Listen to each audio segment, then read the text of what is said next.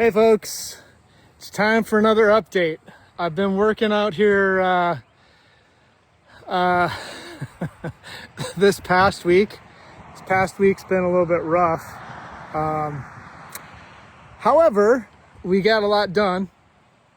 We got the second succession of Salanova lettuce in. That's the base for our mesclun mix. So the salad tsunami wave is building momentum. Next week we plant 2 beds.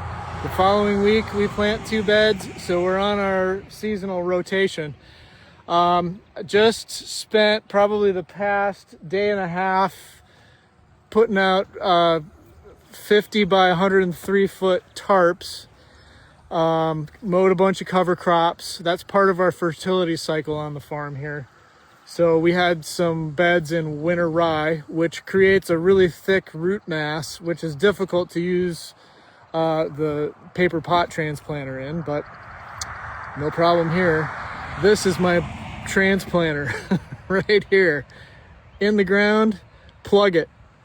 So these tarps, we flipped them on the white side, and there's a couple of reasons for that. If we have them on the black side, that gains a lot of heat from the solar energy, and what happens is it warms the air underneath the tarp. And when it warms the air underneath the tarp, it starts to fill up like a balloon. And then with all this wind we've had this spring, what happens is those tarps just blow everywhere. And then it creates more work for us, or for me, to have to re-bag them. And these bags, especially with all the rain we get, they're not light. These guys are probably about 40, 50 pounds a piece. So spring is exhausting.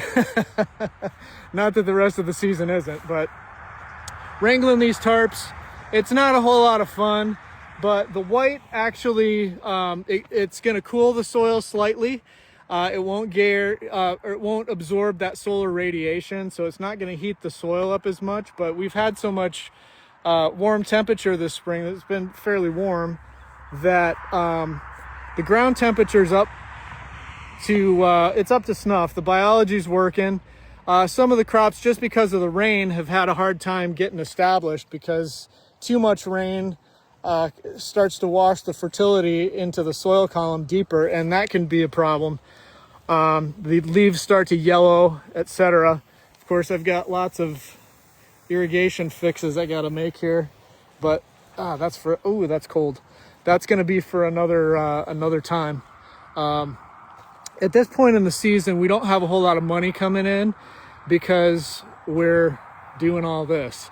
We've got a lot of crops going into the ground, which will eventually return us an income. But at this point, we don't have a whole lot of income coming in. So we rely a lot on our CSA members. We still have some shares available. So if you're interested, you can ride the salad tsunami or surf the salad tsunami with us all summer long. Up here we've got our first succession, or our second session. I guess it's our first succession of arugula, mini gem lettuce. Down here at the end, we've got frisee here, our first succession of beets. I think we've got our third succession of spinach. I know there's a few restaurant chefs that are looking forward to that spinach. We couldn't make it happen during the winter. Sorry, Cheyenne. But we're going to make it happen this spring. It may not be hand-picked, but it's still going to be good. So we've got some sprouting cauliflower out here. We've got 2 varieties, a Romanetto, which is a Romanetto type, and then we've got another variety that we're trialing this season. We like to try new stuff because it makes for it keeps us interested. We got our first succession of kohlrabi, and then some miniature iceberg heads and cilantro. We've got some green onions and a whole lot of other stuff coming. We already got all of our onions and shallots in. We got our kale and Swiss chard in about a week and a half, 2 weeks ago. So it is heavy duty. We're off to the races again.